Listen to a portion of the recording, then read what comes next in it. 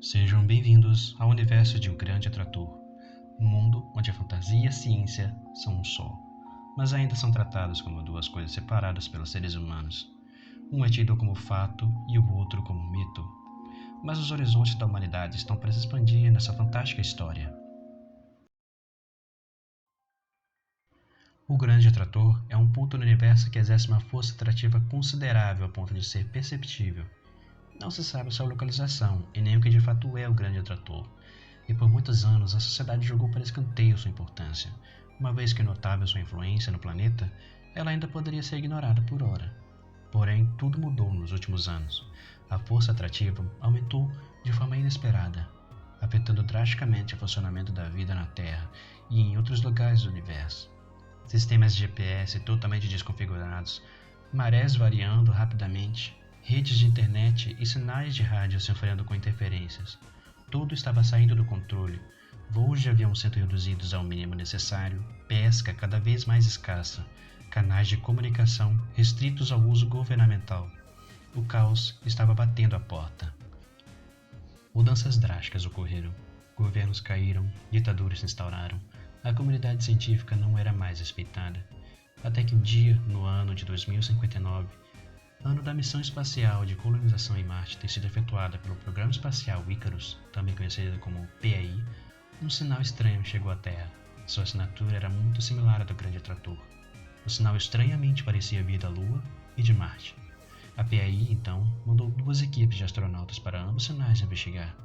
Foi durante essa missão, neste mesmo ano, que ocorreram as maiores tragédias dessa época. A equipe enviada à Lua perdeu completamente seu sinal, e uma tempestade de areia corrosiva destruiu a colônia marciana. Quase todos os colonos foram mortos na tragédia, se não fossem os esforços do capitão Robert Perhauler, liderando os sobreviventes para os ônibus de fuga. A equipe mandada para investigar o sinal emitido em Marte também perdeu contato com a PAI. Devido aos fracassos, o programa espacial teve um corte de 100% em seu investimento do governo. E sem seguro monetário ou salubre, todos os astronautas abandonaram o programa.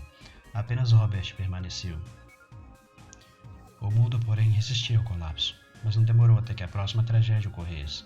Em 2063, uma onda colossal formada de forma inatural e repentina engoliu um navio cargueiro e mais vários navios de pesca essenciais. Esse acontecimento incentivou o CEO do programa Icarus a tentar outra missão para investigar os sinais na Lua e Marte, como uma última tentativa. Financiando pessoalmente a missão, faltava somente uma equipe disposta a se arriscar, mas nenhum outro astronauta se representou além de Robert. Foi então que a PAI se voltou a voluntários para realizar essa missão. O ano é 2064, um ano após o incidente com um navio cargueiro. Após a procura, a PAI conseguiu reunir um pequeno grupo de voluntários para realizar a missão de investigação na Lua e em Marte. Essa equipe seria liderada pelo capitão Robert Perhauler, um dos poucos sobreviventes da colônia marciana. Um sujeito bem convencido, mas um líder excepcional. Na equipe também estaria a engenheira Malibu Medcity, também conhecida como Sushi, uma jovem de 26 anos nascida no Japão, porém criada em Rio de Janeiro, no Brasil. Sushi tem uma personalidade amigável e alegre, porém, caso pise no seu calo, pode ser bem dura.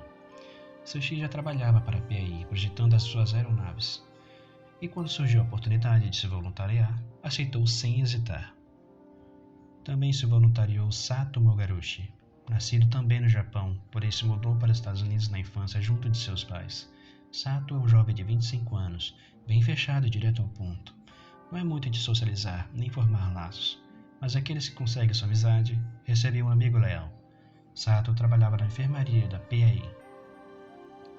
Reginaldo Buarque é um jovem brasileiro de 25 anos, nascido na Bahia. Reginaldo viu o Brasil sendo atingido pela ditadura, assim como outros países de terceiro mundo, e buscava uma forma de derrubar este governo. Até que foi abordado por uma organização que se apresentou como Filhos do Amanhã. A organização lhe ofereceu auxílio na queda da ditadura em troca de um serviço. Lhe foi pedido que se voluntariasse na equipe da PAI e que durante suas expedições procurasse um minério que emitisse uma estranha luz preta. O jovem engenheiro mecânico então se junta à equipe. Apesar de bem pequena, essa era a única equipe disponível e por isso sem outras opções, a missão deu-se início. Na manhã do dia 29 de abril do ano de 2064, o foguete com os voluntários partiu rumo à Estação Espacial Icarus II. Na estação, a equipe encontrou um robô fornecido pela maior corporação tecnológica da Terra, a Dino Company. O robô, chamado de Dino pela equipe, seria um membro importante para a missão. Com todos os preparativos feitos, o próximo destino seria a Lua. Ao chegar na Lua, a equipe se deparou com uma antiga base abandonada. Na base foi encontrado um telescópio direcionado à galáxia de Andrômeda, com anotações incompletas apontando observações estranhas na nebulosa, como se houvesse atividade inteligente por lá. A equipe não pôde investigar por muito tempo, pois notaram a presença de uma figura humanoide vindo em sua direção. Ao ficar cara a cara, a figura se revelou como um ser de pele azul, apresentando características aquáticas, como guelrias e barbatanas nos braços e pés. O ser tentou se comunicar, porém soltava apenas barulhos incompreensíveis. A figura atraiu a equipe até a entrada de uma caverna. No seu interior, vivia uma civilização com as mesmas características. Um ancião da tribo ofereceu um líquido que brilhava em verde para a equipe beber, e ao fazê-lo, eles puderam compreender o idioma dos seres, que se introduziram finalmente como Ocofilos, uma espécie vinda de outro sistema solar que veio parar na Lua após tentar fugir dos Teopálagos, seus predadores naturais. O problema era que um Teopálago veio escondido em sua nave, trazendo o conflito consigo. O ancião, chamado Seraph, sabia o motivo da equipe estar ali, que estavam procurando a fonte do sinal emitido pela Lua. Seraph explicou que uma equipe veio procurar este sinal 4 anos atrás, mas que desapareceram à sua procura no interior da caverna, visto que a fonte vinha da morada dos Teopálagos. Pedindo ajuda da equipe para acabar com seus predadores, Seraph pede para que o Ocufilo que havia trazido eles para a caverna os acompanhasse. Esse Ocufilo se chamava Kirenijoik e era o melhor guerreiro de sua tribo. Acompanhando a equipe na caverna, Nijoik explicou um pouco mais sobre os Teopálagos. Eles eram seres sensíveis à luz, na maioria das vezes desnutridos, mas havia aqueles mais fortes e perigosos. Caso um Teopálago atacasse um humano, o mesmo poderia acabar como um deles.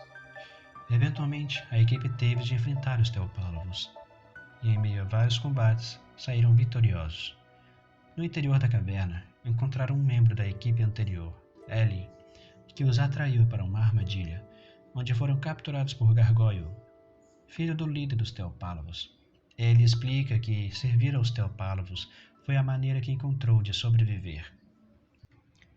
No covil de Gargoyle, eles encontraram um símbolo no chão e, ao pisar nesse símbolo, puderam transcender a existência por um momento e adquirir incríveis habilidades no processo. Em sua tentativa de fuga, a equipe se deparou com um trio bem incomum.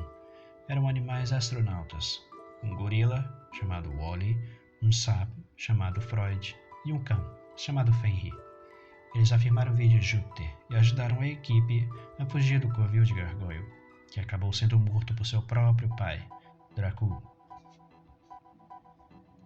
Em um combate intenso, o mais desafiador até então, Dracul, superado em número e em força de combate, acabou sendo derrotado, mas antes de morrer, afirmou não ser o vilão da história, e na verdade foi imposto desse jeito, pelos próprios Ocofilos, que invadiram seu planeta natal e modificaram tanto seu habitat que os Teopálagos tiveram que mudar seu estilo de vida para sobreviver. Após encontrar um laboratório estranho e incompatível com a tecnologia dos Teopálagos, Nijoik entrou em contato com uma das raízes espalhada pelo local. Ao fazê-lo, chifres que brilhavam em vermelho surgiram em sua cabeça, junto com um objetivo. Sem saber por que, ele devia proteger estas raízes. No laboratório, eles também encontraram o emissor do sinal.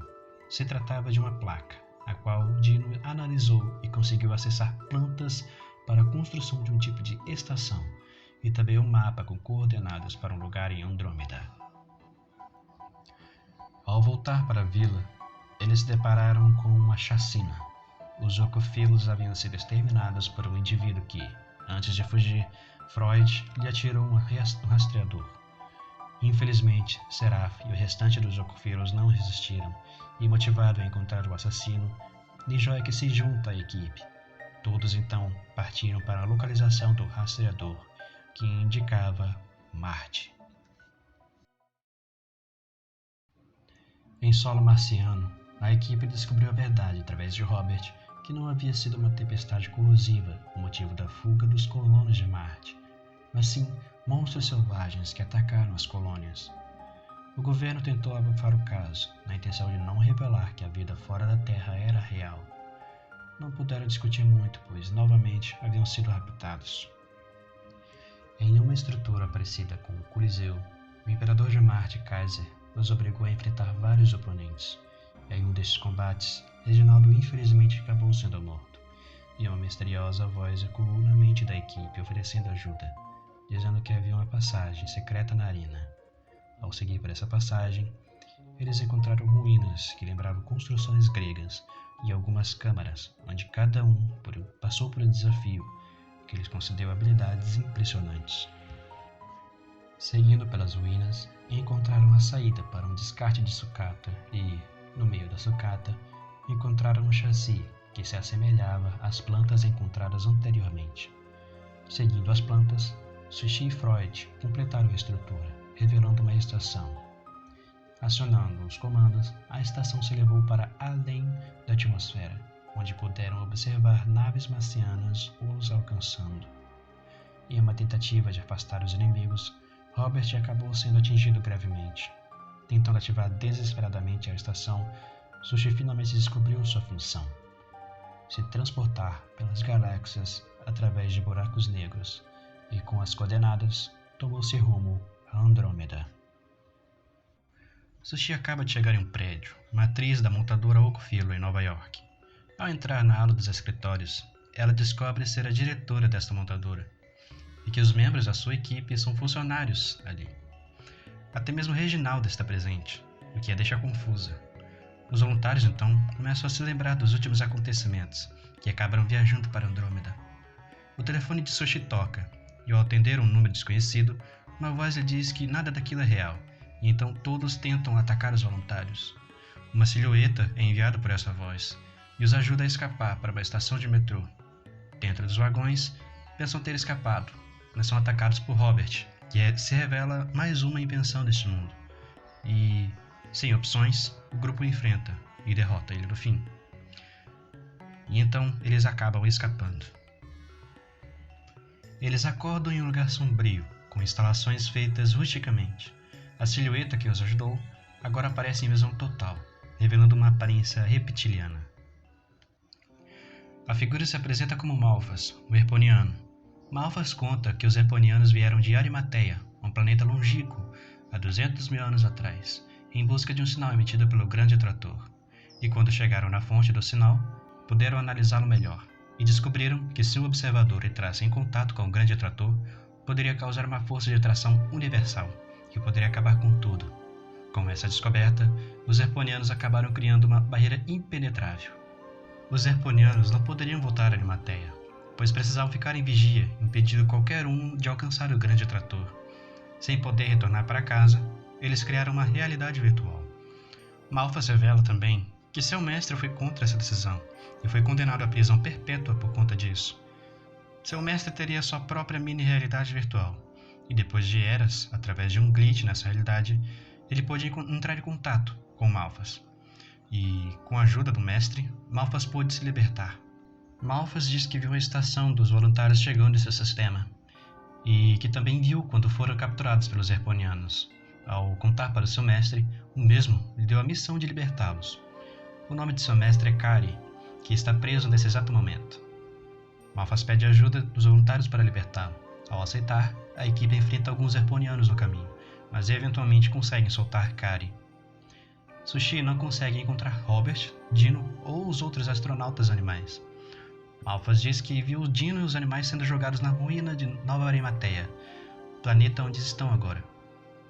Já Robert provavelmente estaria na enfermaria. Um Herponiano chamado Doctrina os confronta, dizendo que se fossem até o Grande Atrator, condenariam a todos. Ele então ataca os voluntários, iniciando um combate, no qual Doctrina aparenta levar a melhor. Quando tudo parecia perdido, uma voz alcança Nijoik, que a essa altura estava bem diferente, mais alto e mais magro, e também com chifres brilhantes maiores. Essa voz que é mais calma e serena, oferece ajuda ao grupo de reverter a transformação de Nijoik, em troca da lealdade e autonomia do mesmo. Sem ver outra saída, ele concorda e então consegue afugentar Doctrina, com sua aparência voltando ao normal, sem chifres. O grupo finalmente é abordado pela Dona da Voz, que salvou Nijoik, uma figura com um manto cobrindo todo o corpo, acompanhada por seres semelhantes. A figura, que diz se chamar Dharma, pede para que Nijoik se junte a ela, para que possa cumprir sua parte do acordo. Nijoik então se despede, dizendo que isso beneficiaria o grupo todo no futuro. Sushi encontra Robert, curado de seus ferimentos do embate contra os marcianos, e Doctrina surge para o combate final, no qual ele finalmente encontra o seu fim. Utilizando a nave de Kari, o grupo segue em direção ao que está formando a barreira do Grande Trator, uma esfera de Dyson.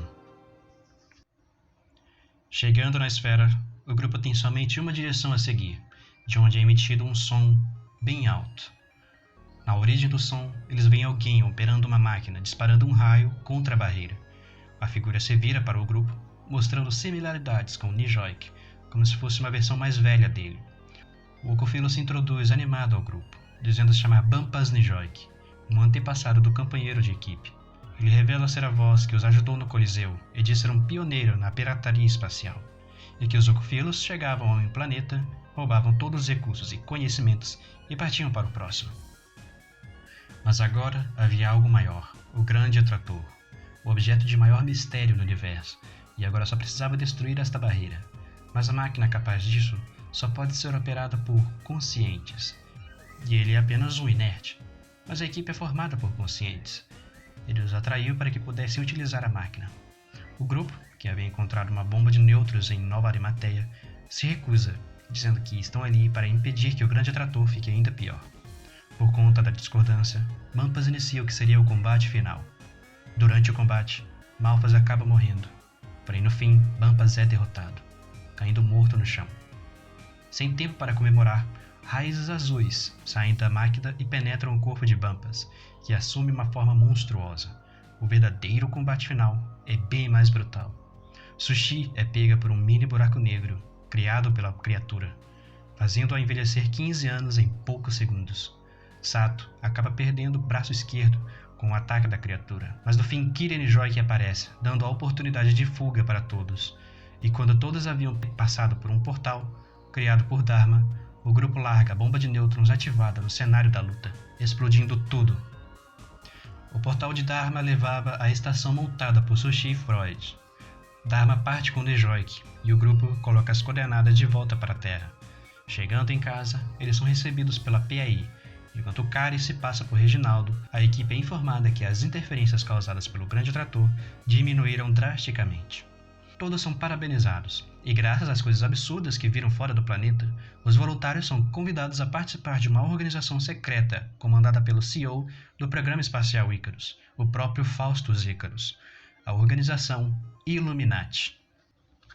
Os Illuminati são uma organização secreta comandada por Faustus Icarus, CEO do Programa Espacial Icarus, e dono da rede de hotéis e cassinos Pálido Ponto Azul.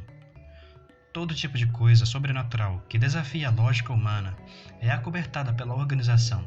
Seu objetivo é desvendar os segredos da Terra, evitar que cheguem até o conhecimento da população. Para isso, os Illuminati recrutam pessoas que tiveram contato com o estranho ao longo de suas vidas, pois sua experiência com o assunto, por menor que seja, traz muitas vantagens nas investigações e combate ao desconhecido. Os voluntários, que são os mais novos recrutas devido à sua experiência no espaço, e também seu êxito ao lidar com um grande atrator, devem então formar uma equipe para lidar com os perigos e manter o desconhecido oculto. Sushi, Sato e Kari, que agora está se passando por Reginaldo, se unem a outros dois novos integrantes, o mexicano Daniel Milagros, um homem de 37 anos que teve sua família morta por uma criatura sem forma, e Oliver Nathan Uzu, um jovem na faixa dos 24 que não se lembra muito de sua vida a longo prazo. Com estes dois novos membros, a equipe estava pronta para sua primeira missão. Em sua primeira missão, a equipe teve de investigar desaparecimentos de crianças no pequeno povoado de Colina Verde, no interior de Minas Gerais, no Brasil. Investigando, descobriram que uma criatura disforme, bem semelhante à que matou a família de Daniel, havia sequestrado as crianças, a mando de um grupo chamado Vori, seres de outro planeta que buscavam conhecimento a todo custo. Eles estavam usando as crianças como fonte de energia potencial para a criatura, cuja missão era encontrar um tal escolhido. O grupo enfrentou a criatura em um difícil combate, mas antes de morrer, a mesma disse que havia encontrado o escolhido, que estava entre o grupo. Após o combate, o próprio líder dos Vori, um ser chamado Vor, os parabenizou por ter vencido e os desafiou para um jogo, no qual ambos seus homens e o grupo deveriam apostar uma corrida para encontrar os fragmentos da placa do escrivão. Vor estava com os astronautas animais capturados e os usou para coagir o grupo a aceitar a disputa. Após dar a localização dos 4 fragmentos, Vor deu início à corrida. Um cargueiro naufragado no Triângulo das Bermudas, a ponte Overtown, o coração da Amazônia e a caverna de Plutão. Estes eram os 4 locais que se encontravam os fragmentos. Com as localizações, o grupo se dirigiu a cada um, cumprindo desafios cada vez mais difíceis. Os fragmentos da ponte e do cargueiro foram obtidos com sucesso. O mesmo não poderia ser dito dos outros locais, e aparentemente Vor já havia conseguido obter. Em cada um dos locais, algo novo foi sendo descoberto. Aparentemente, no universo existem 3 seres que representam o cosmo. O escrivão, que representa o aspecto da informação, Dharma, que havia levado Nijoy consigo, representa a energia, e por fim, o Criador, que representa a gravidade. Cada aspecto possui uma personalidade e objetivos próprios, além de vantagens e desvantagens sobre uns aos outros. O escrivão possui o objetivo de deletar informação, algo que traria maior realização para si mesmo. Dharma, cujo objetivo é manter o equilíbrio no universo, com receio dos planos de escrivão, o aprisionou na Terra, em um corpo limitado, pois assim não poderia concluir seus objetivos. Já o Criador sempre se manteve recluso, longe de atritos e grandes acontecimentos. A cada fragmento da placa, o próprio escrivão se comunicava com a equipe, dando-lhes dicas sobre o que fazer a seguir, aparentemente se aliando a eles. Além dos 3 aspectos, existia um 4, Quantum, o qual não se sabe nada a respeito, além do fato de somente seres conscientes poderem interagir com este aspecto. Assim, cada pessoa, consciente ou inerte, pode se afiliar a um aspecto de sua escolha. Chegando na atualidade, após adquirir 2 fragmentos da placa, a equipe planeja seu próximo ato, se preparando e se fortalecendo para o que o futuro os reserva. Mas o futuro é maleável, é definido pelas ações dos conscientes, e quanto mais variáveis são adicionadas a essa equação, mais imprevisível é o resultado final.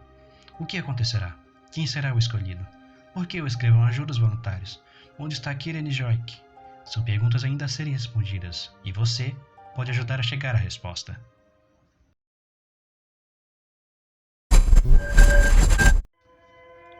Nos seus sonhos, o breu é a única coisa que restou, além, é claro, do par de olhos pálidos, que o observa de forma insaciável, aguardando o momento em que você finalmente acordará.